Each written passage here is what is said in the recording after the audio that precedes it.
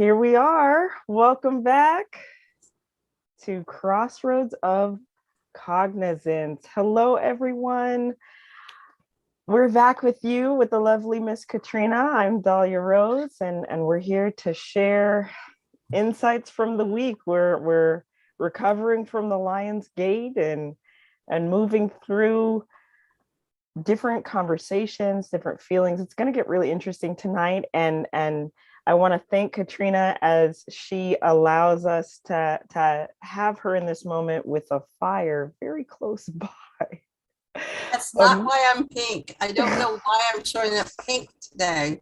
There's no sunburn. It's just me, but for some reason, I'm just encompassed by pink light. Well, you know what? Pink is self-love, right? Like that's green is universal, unconditional heart chakra. Pink is the higher heart, which is what we need for ourselves. So we'll just give it to that. I'm silly with that. I mean, just got it everywhere. But thank you for keep making the show feel like a priority when you could be dealing with real world matters like the nearby fire. But wow, we spitball a little bit before the show just to talk about some things, but not everything, right? We can't make this stuff up. We can't pre-rehearse it. It's what we go through, how we support others in that authenticity. You guys get first dose. So as always, if you like what you hear, if you want to join us, join in, participate, any of those things, make sure you hit that like and subscribe button so you can catch us every Monday. If you're on the East Coast, it's 8. If you're on the West Coast, it's 5. And help us build our community by participating, like I said, and joining us each week. So where to begin? I loved the ones that you pitched. Oh, okay. So those were great. So if we can wade right into those, that would be fantastic. Okay. Well, so interestingly enough, my week has been very I'll say witchcraft centered, and while I love and respect the practice, I can say, I know my lane, and I know very much who I am, and so I'm grateful to the opening that witchcraft has provided in terms of learning for me, for sure. And of course, it brought me you. So, but I've been watching what's that show on HBO Max? No, it's on Hulu, Salem. Mm-hmm. And then I had a couple people, I've had this question before, but somebody very recently actually brought it back up again. Discovering that you're a witch versus the choice of the path. That was really the one I wanted to talk about the most. Mm-hmm. So when I've run into this, addressing the communities that I belong to, for the most part, growing up in most Afro-centralized cultures, everything is witchcraft. There's no delineation between practices. If it's not church oriented, it's witchcraft, and that's it. Mm-hmm. And so getting into spirituality in the metaphysical community, I had such a great appreciation for, oh my God, there's more, there's details. And it's not evil. And so I still find myself in conversation where I have to communicate that there is so much more to it. And then, Hollywood doesn't help. So you have shows like Sabrina the Teenage Witch and all of these things where they discover that they're witches. And what people are missing is that usually that discovery is your lineage, as opposed to being the black sheep of the family and deciding, this is where I feel most at home. It can be both.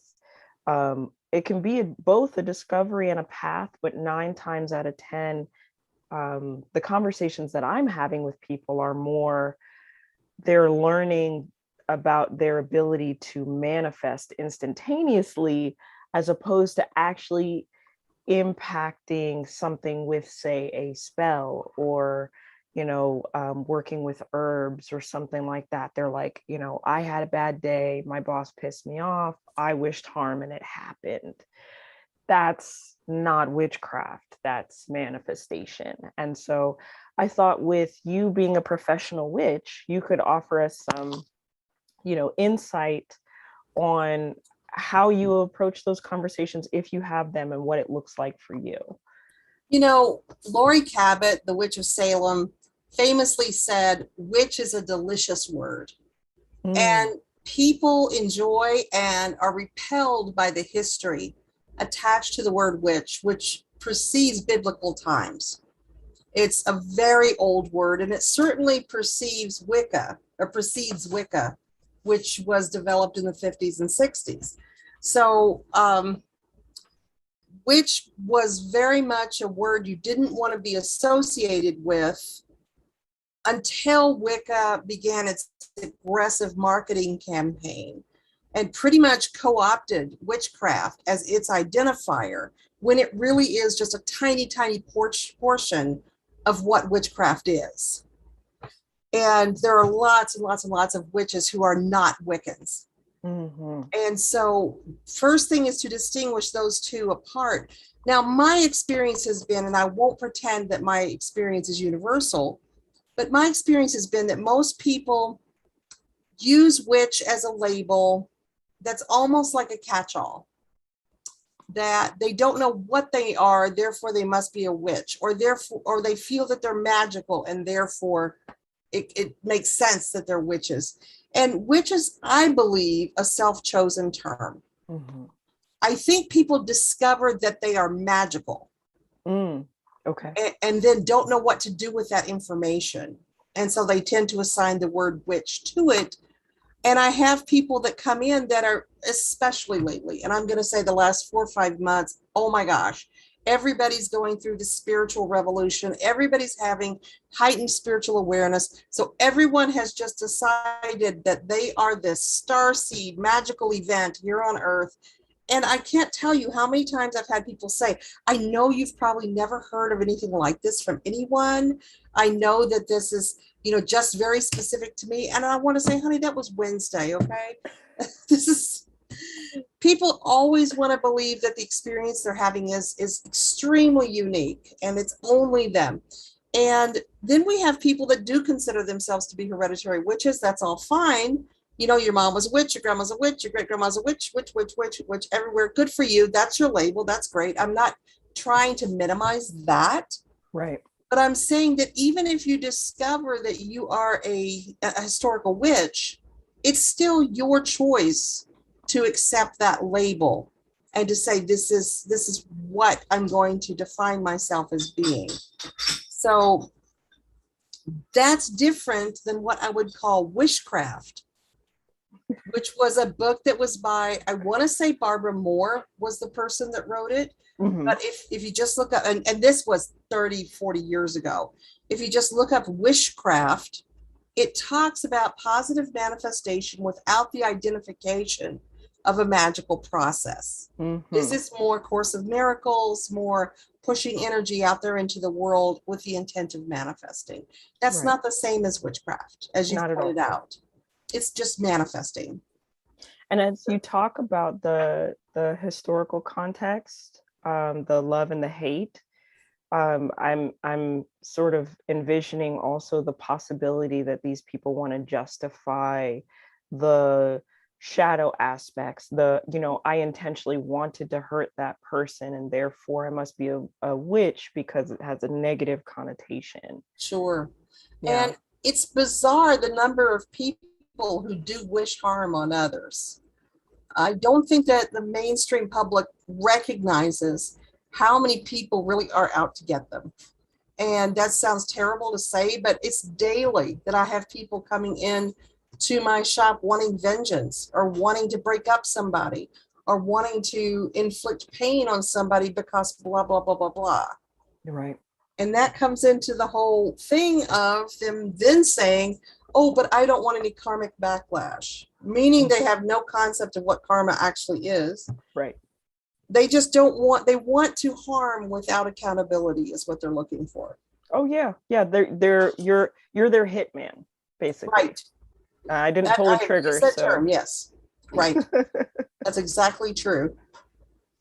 And so yeah, it's a dicey word, and some people are more bunched up about who calls themselves witch and who doesn't than I am. I Sure. believe that each person's labels are their own, and however they choose to, you know, work with that is up to them. Some people believe that you have to be initiated to be a witch, and that's where I kindly and gently correct them and say, no, you have to be initiated to be a Wiccan in certain traditions. Oh, okay.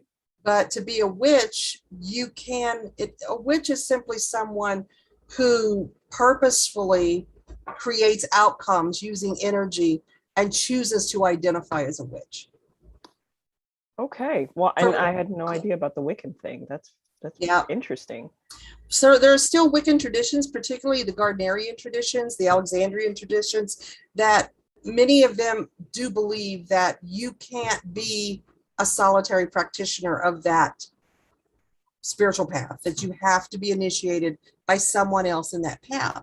And of course, there's all sorts of magical cultures around the world that require that you spend time in apprenticeship in order to call yourself this or this. And certainly with most of them, you should. Right. You know, Right. you shouldn't just decide you're Yoruba. You know, you should just decide that you're, Haitian voodoo. You need to be able to have time learning how to use that responsibly. And the responsibility being that piece. I mean, it's interesting as you talk about vengeance, the amount of vengeance that's desired from people, that development piece of, why am I seeking it? What does it actually mean? How does it impact? And all of those things comes with sitting with it, instead of, it's not going to the grocery store and deciding to buy a can of whoop ass. It's, I'm going to sit with this and understand the full scope of what I'm diving into. And then if I'm still okay with it, then pursuing it, or understanding that you don't have to be, we used the term agent of karma last time. You don't have to be that. You don't. You can choose to believe that maybe it is my responsibility to stop this person from harming other people with magical options. Or perhaps you're saying, you know what, I want this person to be accountable for harming me. I believe this brings balance. And so I am going to put them in a mirror box so they have to look at what they did. Or I'm going to create some dream activity to make them more aware of what they've done to me. And I always am a believer that you don't bring an Uzi to a knife fight. If you can use words first, and not use magic in lieu of defending a boundary. If you're just being lazy about it, right, and you're using magic because you don't have the balls to get up and say, look, you violated this boundary, that's not appropriate, I'm saying no, then that's a whole other conversation and a whole other problem that you've got going on. Right. And those words are just as magical.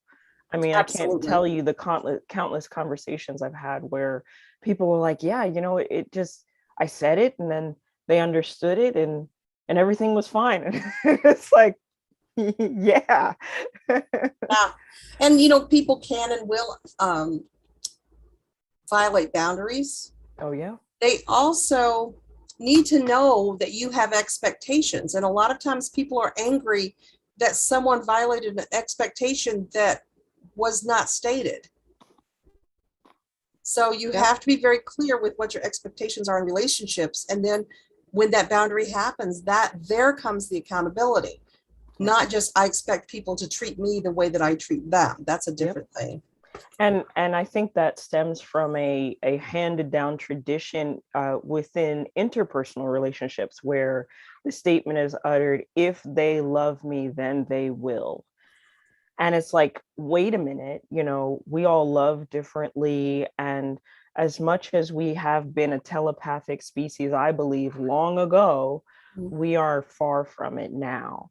Very true. And so, you really cannot expect what isn't firmly stated. And I've been able to participate in so many conferences where communication is the lead-in, not the afterthought, because it saves so much pain and heartache and intrusion when you know, like, hey, this is a definite no-go. And then if you say no and somebody does it anyway, you know exactly where they stand. Right. And that's very true.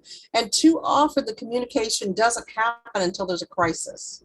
Yep. And so those expectations are never expressed. And one of the things that really meant something to me, I think it was John Gray that discussed this, where he said, if there were two people who one speaks English and one speaks Japanese, and the person who speaks Japanese is saying repeatedly, I love you, this is what I need, this is what I feel, and the other person doesn't speak Japanese, the communication doesn't happen. However, that person's needs are no less important.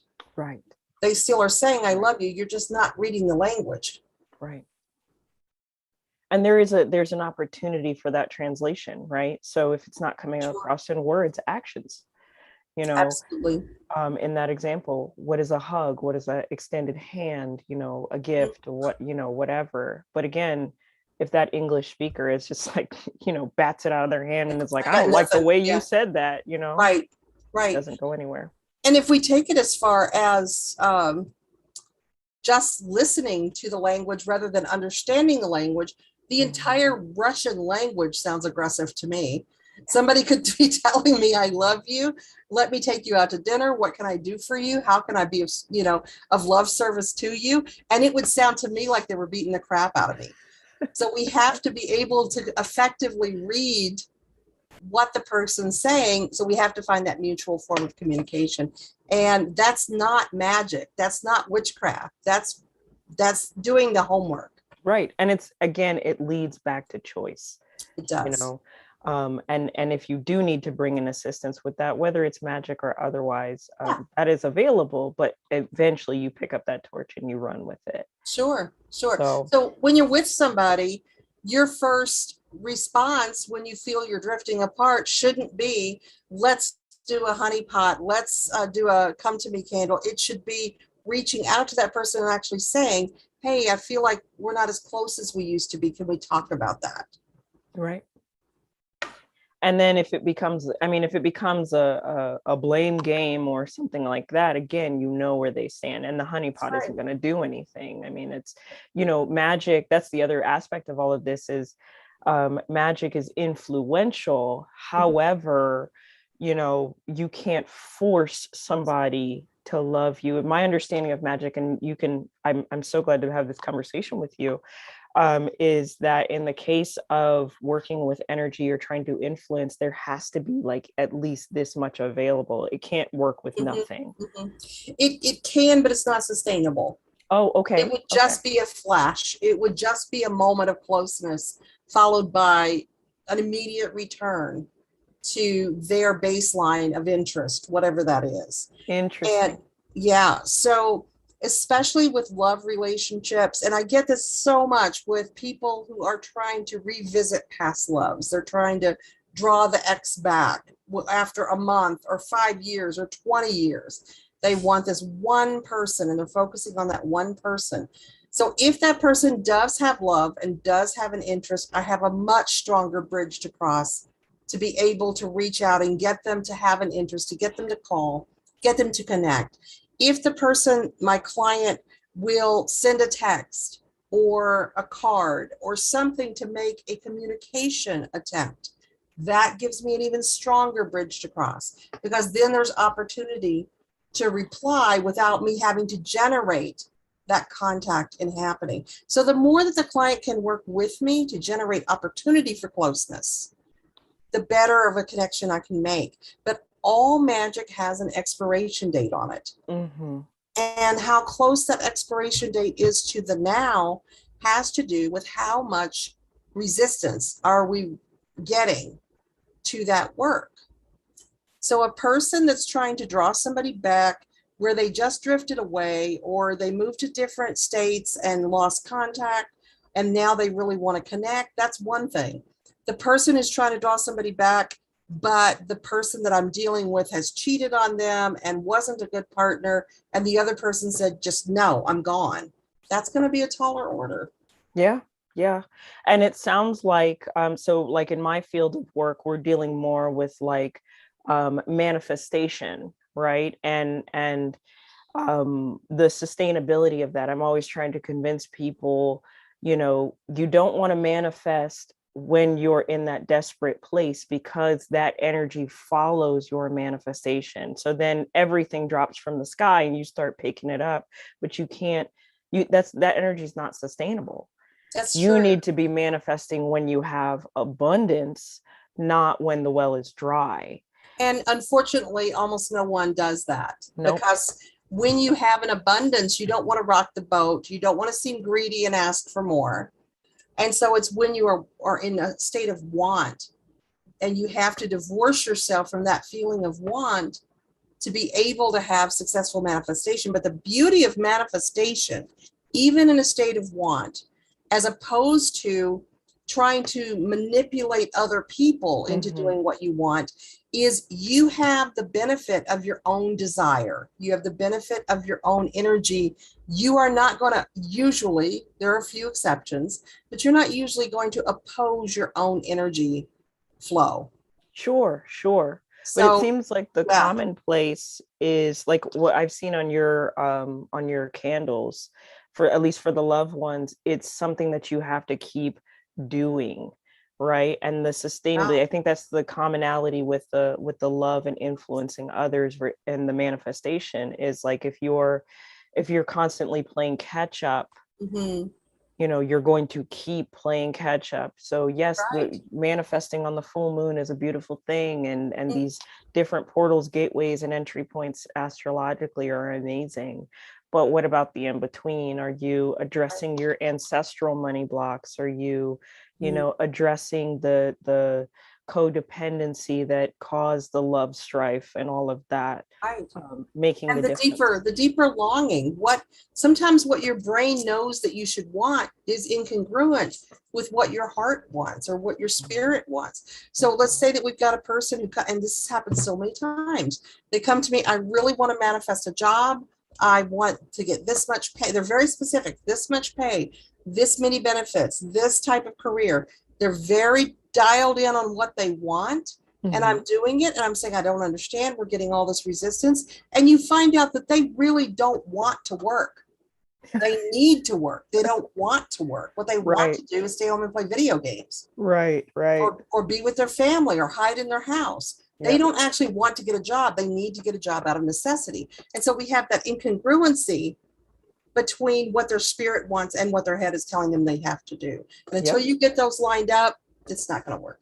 Not at all. So choice is what all that comes down to, and choosing to do the work, choosing your path. If you, like you said, if you want to be a witch, be a witch. If you want Yeah. that label, take it. If you, want to, if that line stops with you, or if you're just a what did you call it? What was the book called? Wishcrafting. Witchcraft. if you're Wishcraft. if Yeah. you're wishcrafting, I'm then gonna I'm gonna continue Google that that. practice. I'm gonna Google that shit and find out who wrote it, because I might be talking out my butt. But the it is the gathering of intention that pushes those forces forward, um in both good, bad, and always in different ways. So while you're looking that up, the other Oh, I was way wrong. we're oh Her name is Barbara Sher, Sher. Barbara Barbara Sher. Sher, And this is a Wishcraft. very muggle book. It's all Oh, that's about, awesome. yeah, it's all about, it's almost from a corporate position. Oh, okay, But it's okay. about it's about, if you can imagine secular manifestation or something. Yes, the limited, I need X amount of dollars right now, Right. instead So of, I'm going to focus and do affirmations. And so yeah. it's all about I don't have a good word for it. I don't want to say new agey because that sounds dismissive, but the non-witchy, socially acceptable, palatable side of manifestation is what this book is. Yeah, that's been a bit softened for the general public instead of like get in there and do the dirty work. Yep. So we talked about the path of choosing to be a witch versus manifestation and all of those things and what comes with that. And I think we'll probably talk about this every show because it seems to be my bend, is the magical tools and how specific people can get about, well, I need this and I need that, and without this and that I can't have. And I really found myself in this place of like, Indigenous people, wherever the region was, they worked with what they had. And I recall you saying that in class that I got to participate in with you. I've had countless people say, well, I need a shell in order to burn my sage. And I'm like, go get a coffee mug. Like, what are we doing here? And do you know why the groups that use shells used what they use? I mean, I'm pretty sure if you go over to, Russia, where there were shamans, in fact, the original shamans, what most people don't know, they didn't have shells. They didn't, I mean, where did they get them from? So, pulling together what works. And then you had some beautiful comments about working with the land around you. So would you pull us into that for a minute or two? I'm a firm believer that, and I'm just going to back up a little bit and say that a lot of that idea of, I need to have this one tool, this one perfect thing. I hate to keep laying it at the feet, but that's all about Wicca again. Okay. When Wicca came on the scene, it was, your altar needs to look like this. You need a chalice here. You need a wand here. You need nathama here. You need representations of each of the 4 elements on your altar. You need a god and goddess figure. And so, a censer here, a bowl of water here. There was just, everything needs to be in this place and it needs to be this thing. And you've got all these people going, oh shit, I can't be a witch because I don't have a censer. What am I going to do? And that for so many years, centuries, eras, was nothing like what witchcraft was. It was exactly what you described. What do I have in my cupboard? What is out my back door? And the things that you have that you collect locally or that come to you naturally are always going to be more powerful than the $500 knife that you send off to England for. And it really is that expensive, just in shipping. Sure. Yeah. Yeah. So what I would do if I had something I really wanted, like I would think, I need a representation of the goddess to be on my altar because I'm feeling so goddessy right now. I am just dripping with goddess energy. I want to immerse myself in the goddess. What I'm going to do is I'm going to take a handful of shiny pennies or some of the little flat marbles, and I'm going to throw them out in my backyard. And I'm going to tell my little land spirits, hey, I need this. I need you to go find it for me. Here's your payment. Oh, nice. And within a week, I'll be at a thrift store or I'll be at a yard sale and the perfect item will be there. And so it's come to me naturally. It's a gift from my land spirits. And I know they intend me to have that. I didn't have to spend $400 on a Papa Legba statue. I was getting exactly what my spirit told these little creatures that it needed. So they go off happily and find it. Right. And my daughter was such a queen of manifestation.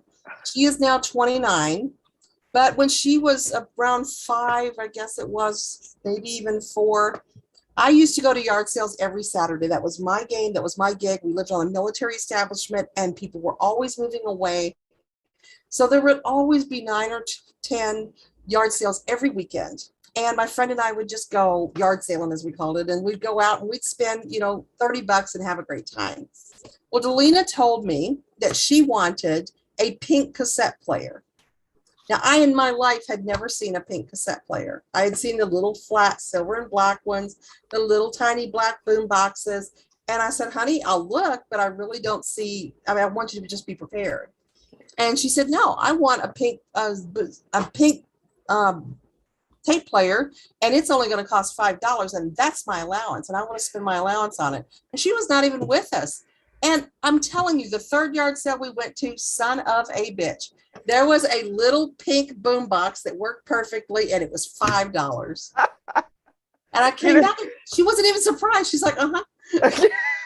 You know, I remember you're bringing me back to a memory of me working with my 11-year, he's now 11. And you know, he used to love saying prayers before bed and things like that. And I'd just be like, hey, just throw this in there. God listens to kids. Like, yeah. they don't flinch. They're like, of course we're going to get it, you know. Yeah, drunks and little children, man. They got the main line. So absolutely. You know, I can attest to it's funny. I can attest to the manifestations that you work with in terms of the pennies. And I usually talk to people about like what is most meaningful to you, because this goes back to the magical tools thing, like with the sage and like people saying, well, you have to open your windows. If you cannot open your windows, then the demons are just bouncing around the room. And it always makes me laugh because I'm very visual. So that's happening in my head. However, you know, I also don't like bugs, so I'm bringing in my own demons if I open that window. Yep.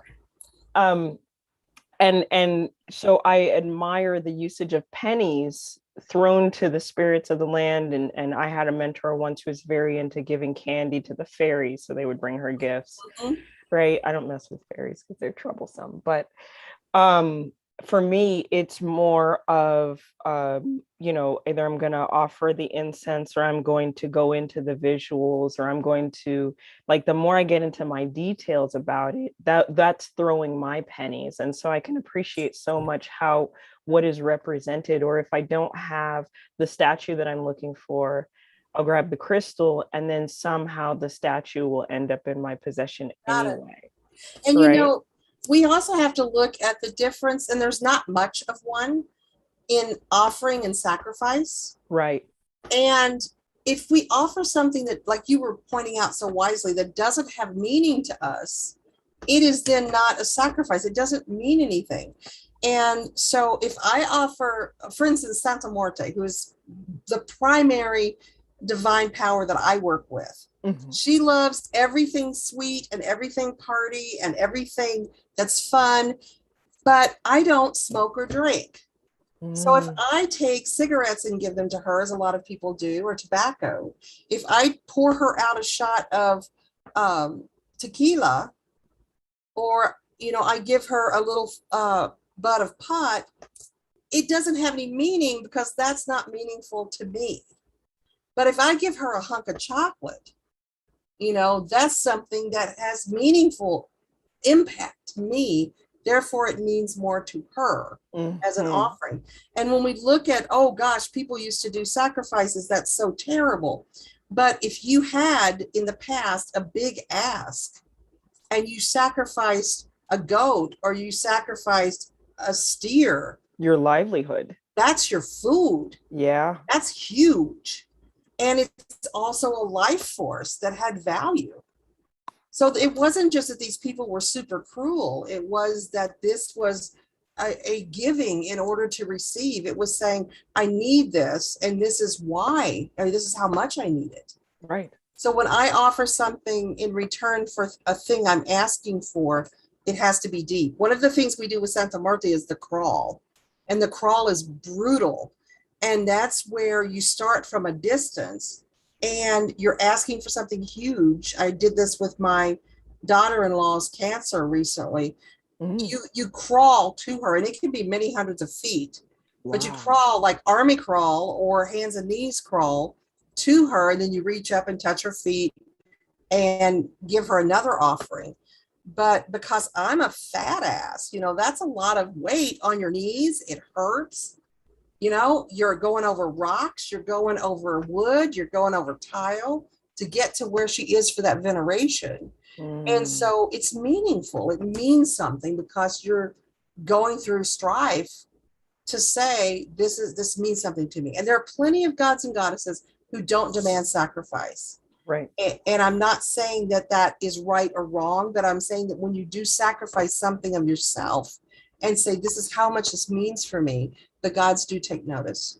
And what a beautiful point of reference to say not all of them require this sort of thing. I No, mean, not at all. and we're going back to the choice of doing the work, is do your research. The more you connect with your folks, whoever they may be, gods, goddesses, ancestors, what have you, what initiates the connection, as opposed to, well, everybody gives sacrifices, so this is what I'm going to do. You know, right. I've had many beautiful connections where it was about the space we were connecting in, as opposed to what was given or what was received. Another thing I think is important to talk about in regard to this is how we approach our divine figures, whatever they happen to be, whoever they happen to be, and whatever their personality might be. And most of us, I believe, want to think that if someone or something is divine and is godlike or goddess-like or somehow bigger than we are, we want them to be better than we are. We want them to be more powerful than we are. We don't want them to have the human frailties that we have. So often we see them as a parent figure. And you've got to think about, as parents, who do we appreciate more? Is it the child who is constantly pulling on our skirts saying, I want, get me this. Why didn't you give me this? I asked for this and you didn't give it to me. I said twice I needed this. Why can't I have this? Why, just nag. Or is it the child who says, thank you for what you've given me. Thank you for taking care of me. Thank you for being there for me. Right. And then we have to decide what kind of child we want to be to our divine power. Yes, absolutely. Gratitude is, I mean, what I love about gratitude is it's a perpetual energy. Like there's a lot that can be exhausted in terms of energetic expenditure, but gratitude and love seem just boundless in my experience. So, and you're absolutely right. The focus on gratitude is an extremely powerful force. And so, yeah, and even back to the sacrifice we were talking about, who's your favorite kid? It's the one who says, hey, I need a ride to the mall. Let me wash the dishes for you. Let me clean the kitchen. When you come back, I'll make you a nice dinner. You want to feel that energy exchange. And that's where that offering comes into play, is an energy exchange rather than you just saying, I want. Right. And it doesn't always have to be the same thing. Sometimes the sacrifice is, okay, I'm getting up out of bed, it's 3 a.m. All right, what do you want? Yeah. I'll meditate twice a week because I haven't been meditating. Yeah. I'll work in a soup kitchen because I need greater stability, financial stability. So I'm going to give to somebody who doesn't have that. Yeah, absolutely. Well, we have done all this work around magic, but it requires grounding, shielding, and protection if you want to see real shift, change, and not feel awful after the fact. So I want to hand things over to you, Katrina, for that subject matter. That's been a huge theme for us this week. Yeah. Grounding, shielding, and protection. So how do you do that? Because I have a feeling that you might teach it differently than I do. So I want to see what you do. So as far as grounding is concerned, I am a bit all over the place with what's necessary. I mean, it's very in the moment, what did I just experience? How intense does it need to be? So my practices aren't always the same, but I have several go-tos. Eating. There was a period in my practice where I kept a Hershey's chocolate bar stashed in my sacred space, and I'd just be like, bloop, and on to the next one. Yep. Dark chocolate is phenomenal. You got some there? Yep. And the sea salt is unmatched. Yep. So more recently, and I've hyped her up before, but Gladys. Yep. Her sprays, absolutely grounding and protection with that. And juniper is another one for me, just in the way that it banishes energy, clears my mind. I wholeheartedly love juniper. Sometimes my clients think I'm being friendly, and I am, but also I will walk them barefoot to their car. On concrete, I know people are like, man, concrete. I'm like, listen, it's hard floor and it's It's bringing me right rock, back into man. my It'll absorb it. right, bringing Yep. me right back into my body. Yep. So and showering if I'm home. Showering is really big for me. It's how I sort of pull myself back inward, and Epsom salt or some of your amazing soaps that I'm going to hype up here may or may not be part of the practice, but the water rushing down is imperative. Um, Sometimes, a lot less often, I will just hop on my biomat and let it ground me because of the infrared heat and the amethyst. I know amethyst tends to be traditionally a very psychic stone. For my vibration, it's protective. So I let that sort of encase me, and then I'll come out of the experience. But that's grounding. As far as protection, I have prayers and invocations that I go to, that I actually borrow from folk magic practices. But I also have, we had a Hindu guru come from India and teach us some magical protection, well, not magical, but protection practices as well. So he gave us a set of invocations for that. So protection for me tends to be very invocation based. And then the crystals that I wear, like I have this beautiful garnet gift that I got from my love, that is protective for me. So you'll usually see what I call my jewelry crystal grid around my neck for protection. Shielding is a bit of a game for me. As I've shared with you in my stories, where you're like, you need shields up about like 80% for that. And I'm like, yeah, still recovering. Well, do as I say, not as I do, because I'm terrible at shielding. Yes, it's like, oh, come in. Tell me what's going on. Wait, back up. Don't come in so far. But also as healers and as counselors, we can't do an effective job with our shields up. We have to be able to feel what's going on, and that puts us on the front line every time. Yeah. And we have band-aids and chocolate. So yeah, there you go. So I do basically the same thing. I use rosemary a lot for my protection. And I do love Gladys's sprays. Those are from 100 Fires Apothecary. And I do the same thing, shoot them up in the air and just let them rain over me. And I can instantly feel I can feel myself slam back into my body, and I can feel protected and cleansed right away. Her anti-anxiety spray is great. Her grounding and shielding spray is great. I do what you do as well with rarely wearing shoes when I work, and making sure I'm even in contact with the floor. I can feel the earth beneath helping to ground me. And I have black rocks everywhere, especially basalt. The basalt massage stones are super. Oh, order basalt because I'm low. Hold on, forgot. Anyway, but they're really smooth and they're large enough to cup in your hands, and they just ground you right down if you put one in each hand. But speaking of the hands, yes to what you said. Washing of the hands is an old hoodoo technique, and it also goes as far back to the Bible when Pontius Pilate ceremoniously washed his hands of Jesus's blood. Yep. And so the ability to wash your hands and let the water carry away any act that you do is very poignant. And it doesn't matter the temperature of the water, just wash your hands and visualize everything flowing to your hands and letting it go. It works great. I just to highlight this moment of hand washing and where we are as a society with coronavirus and all of that. No matter your beliefs on practices, we know that hygiene is important, right? You use the bathroom, you go wash your hands, right? And so with that washing of hands, 2020, I mean, that was the slogan, wash your hands, and among other things.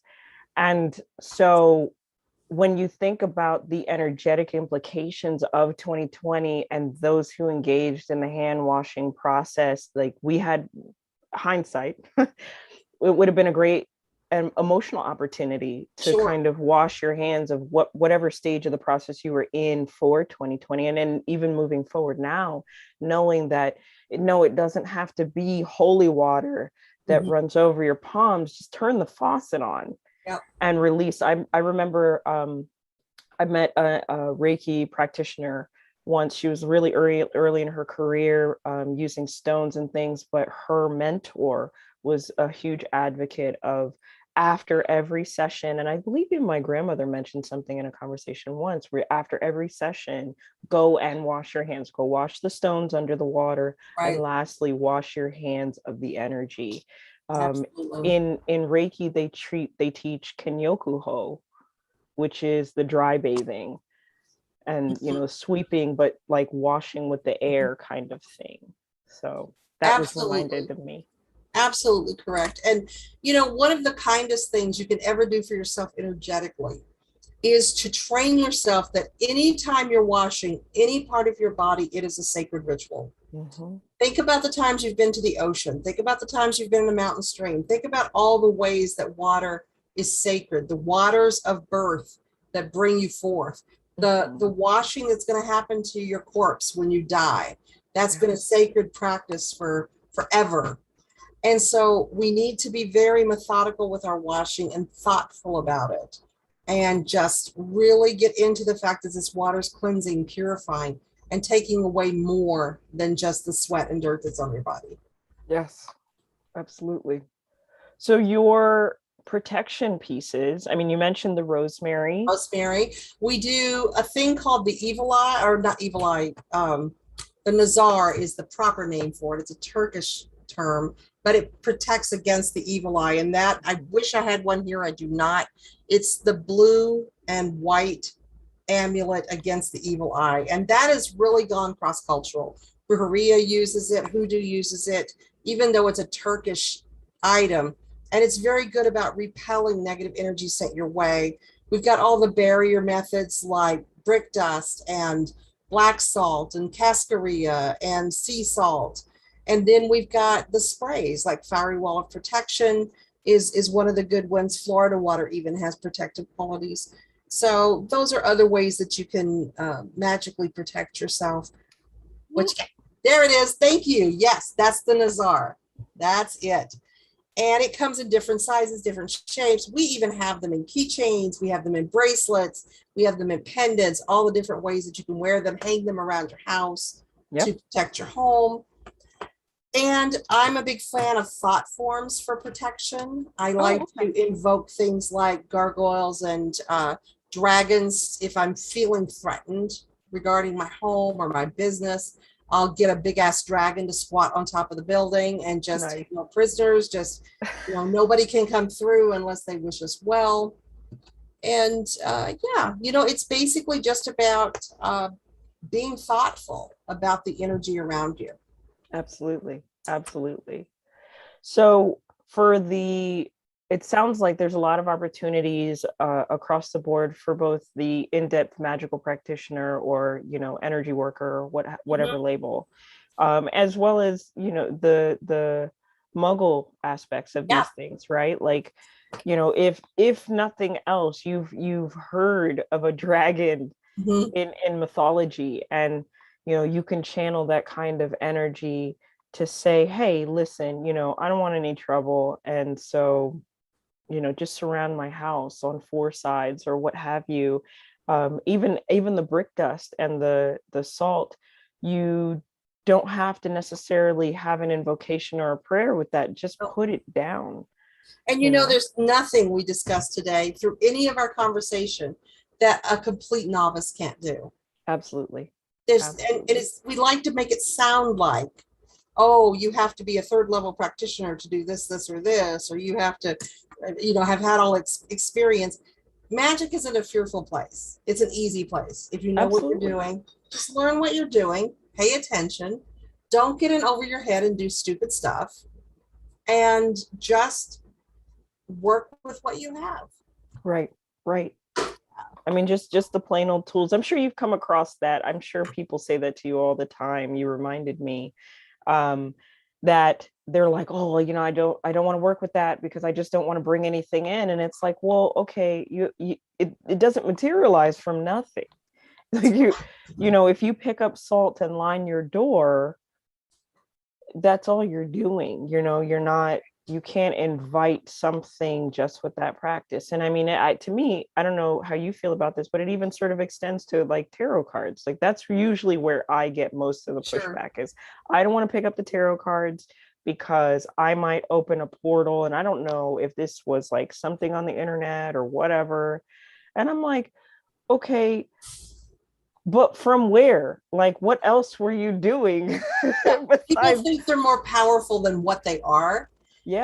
And there's a big difference in doing a tarot reading versus setting a Ouija board down in front of you and a friend and saying, if there's anything at all out there that wants to talk to us, let it come through me now. Right. Now, that's opening a portal. Yes. But these portals are not as vulnerable as people think that they are. It would be such a beautiful thing for people to kind of get back to themselves and realize too, this is something that I extend to folks is, I mean, you can't really attract what you are not. I mean, if you are out there, say, wishing vengeance, you're probably going to get energies that like doing that too. You sure will. And it's mostly being pure of heart and intention, keeping your side of the street clean, right, and going at things with the right idea. If you're a shitty person, you're gonna attract shitty magical energy. Yeah, shitty any kind of energy. Yeah. Really. So any more on grounding, shielding, protecting? I don't think so. It's not as complicated as it sounds. It's just about finding what works for you and using that consistently. So if you're going into a crowded store and you're not a people person and you're strongly empathic, to imagine a hamster ball around you as you walk in the store so that you're getting protected. If you're not usually susceptible to that, then shielding probably won't be a big deal for you. But it's about how do you feel? Are you starting to be angry and hurt and sad when there's nothing around you that would have generated that? Then maybe you need to look at what you're picking up from other people. Absolutely. And the consistency piece being, you heard us both talk about multiple ways of grounding and shielding and protecting. And as your practices grow, you may need stronger tools, and then you may divert back to some of your old reliables, but that the consistency is still there.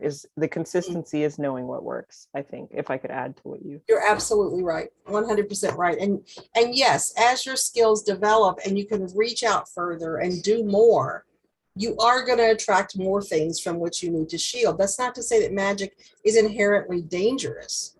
It's just to say that we have to be very mindful about where we're going, what we're doing, what we're feeling. And the more talented we get, the more we have to be aware of that. If we're a concert pianist, we have to be more mindful of keeping our hands safe than we do if we're just picking out chopsticks on a piano. Right. And you're not going to play a keyboard. You're going to play, your grand pianos. So, and you got to insure that sucker. Absolutely. Now, I think on a closing note, since we are using technological advancements to participate with you all this evening, I definitely want to touch on this technology piece that we were sort of chatting about. So why don't you bring us into that space, Katrina? One of the things that was a theme in the West, at least at my shop this week, was now I offer Zoom consultations for clients. I'm considering discontinuing that because I had a rush of people ordering Zoom consultations and not letting me know that they have no clue what Zoom is or how to use it. And Zoom is not the most user-friendly program on the planet. There's really not little things you have to know to do that. And so had I known in advance this person was completely ignorant of anything having to do with Zoom, I could have let them know how to set up their audio, how to connect. And when someone orders a Zoom consult, I presume, that they know what Zoom is. And so we spend 20 minutes of their 30-minute consult just trying to get them connected. So what I would say is, if your caregiver or your reader or your healer or your therapist uses a technological program that you're not familiar with, don't just assume you're going to be able to work it out in the moment. You'll end up losing a lot of valuable time figuring it out. So talk to them, or talk to your kids, talk to your geeky brother-in-law, whoever it takes, who can tell you how to operate the program so that by the time your appointment comes up, you're greased and ready to go, and you can just go right into what's going to help you most instead of this technological disaster. And it's not, being fear of being seen one way or the other, or intelligent or not.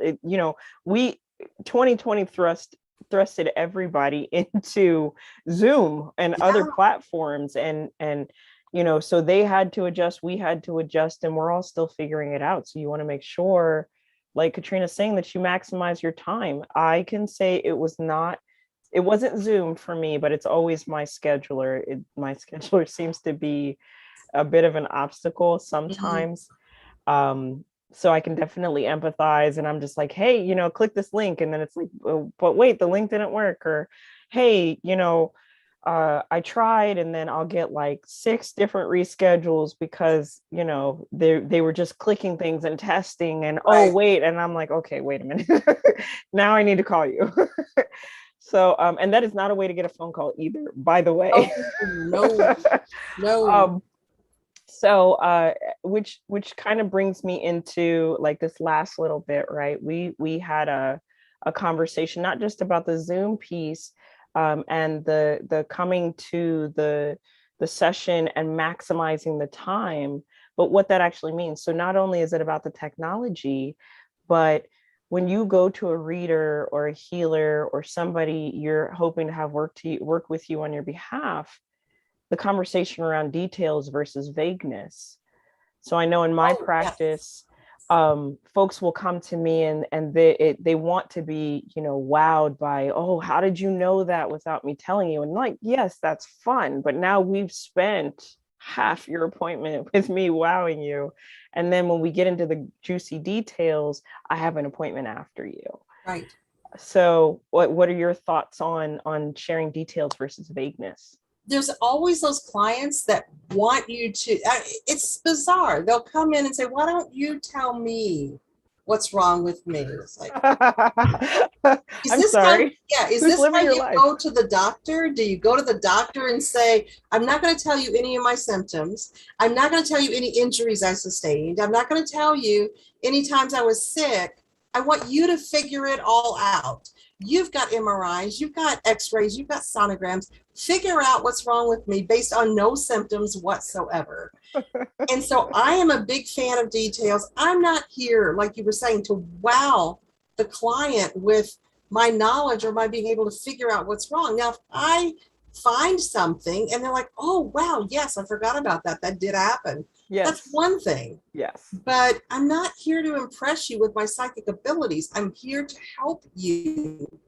And the way that happens is by you giving me as many details as possible so I can ferret through and see what feels pertinent and what doesn't.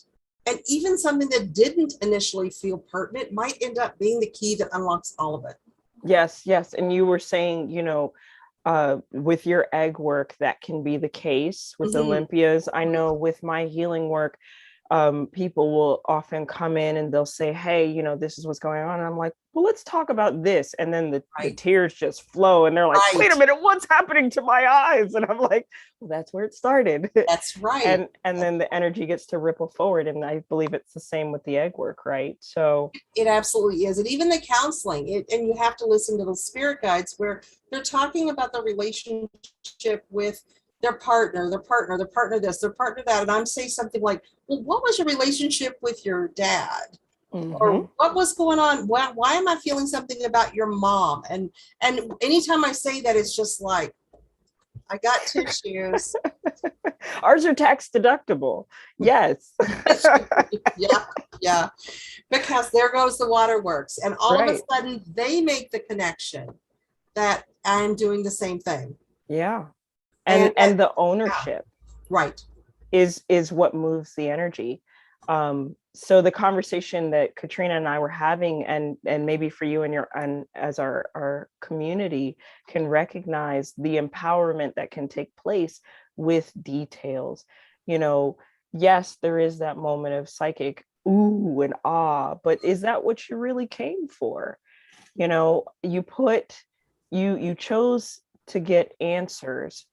Why not trust yourself to have some of those answers and then let us pick up the shovel beside you instead of for you to uncover the rest? You're You know, you absolutely right. That's exactly true. And you know, I have so many clients that'll say to me, and I'm sure you do as well, I really don't want to bore you with the details. I'm no, sorry to bring them. send you such a long email. And I'm like, no, I need more. Keep talking. Keep talking. Tell me more of what's going on so that I can I can put the pieces together to make a picture for how to help you. And you don't have to not be biased. It's okay to be biased when you're telling me the story because I'm already figuring out that there are things you are naturally going to misrepresent because it comes from your perspective. It's a limited perspective. So Yeah, we allow for that already. We just want to hear your story. absolutely. And this It's is not on the the case. telephone. Not on the telephone. No. Let me read it, please. And this is something that goes beyond the practice of energy work and magic and even into massage and body work. Again, you know yourself, you know your situation. And I had an opportunity to work with an amazing body worker named Niall, who, her whole thing is what the fascia holds and applying pressure to those areas and what it comes up. And I'm really minimizing a great practice, but even with that, if you can bring enough awareness and details to your own mind in your situations, often people will ask me like, well, how do you know these things? How do you move through things so quickly? That's it. It's the awareness. It's the details that are hard to give, but that you really do know. And if it's hard for you to give them to me, I'm gonna bet it's hard to give to you. So I know, working with Niall, even on the physical plane, if I'm having pain here and talking to her about it, or in here, it's going to be mother stuff, and there's a consistency that is available to us, so we can work with that consistent line of energy. I know both in magical practices and energy work and in body work. And then we can then get underneath that to get the details that are necessary to continue the movement of energy, because healing is forever, unfortunately. But that's very true. And it's hard for us to broach personal situations that haven't been revealed. If I'm having to ask a woman, did you have an abortion? And is that why I'm seeing child grief in your egg? Or I'm looking at a guy who has a locked up root and sacral chakra, and I've got to say, do you have ED? Those conversations are hard to have. And if somebody's telling me that right away, then I'm able to not feel weird about bringing it up. I can say, look, the pendulum is not moving in this area. This is why. Let's get rid of this blockage. You're going to be okay. Yeah, absolutely. And I want to qualify to, like, even the new healers and workers out there, how much it's still weird.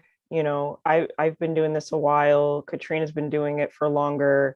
Like, it's still weird to have those conversations. That weirdness never goes away. I remember getting into Reiki that was my first energetic practice, and actually visioning people's traumas. I mean, them getting brutalized in ways that I did not want to know or see. And then, like you said, I it's part of the healing process and would never re-traumatize anyone. And so the first question is if you're okay talking about it, we can, or, you know, you do not have to talk to me about anything, but I'm just going to put this on the plate and you can put it into the go box and take it, or we can flesh out the rest. Absolutely. But the conversations never get any less weird. And 9 times out of 10, we've heard everything. Yeah. And then it's even on, like with massage and egg work, where you have to say, okay, lift up the girls. I need to get under them because there's some heart stuff in there that I got to clean out, and yo titties is in the way. You know, or, you know, you've got to have somebody lift up their tummy so that you can get right up into the beats of the legs, and you just have to floor it out and just say it. And that can get weird. It never stops getting weird. I mean, it makes me chuckle after the fact. It's like, look at me, woo, you know, I just told somebody to lift their boobs and it wasn't a problem. Right. So, oh my goodness, what a fulfilling conversation. I hope that you, our community, has gotten a lot out of it. And as always, if there are questions, comments, we had great audience participation today. I know we didn't directly acknowledge you guys, but I saw you guys watching. And so we thank you for all of that. And like I said last week, we'll put this back in the fridge, keep those leftovers going. Yeah. And we'll catch you next time. Thank you for joining. Thanks for being here, everybody. Until next Monday.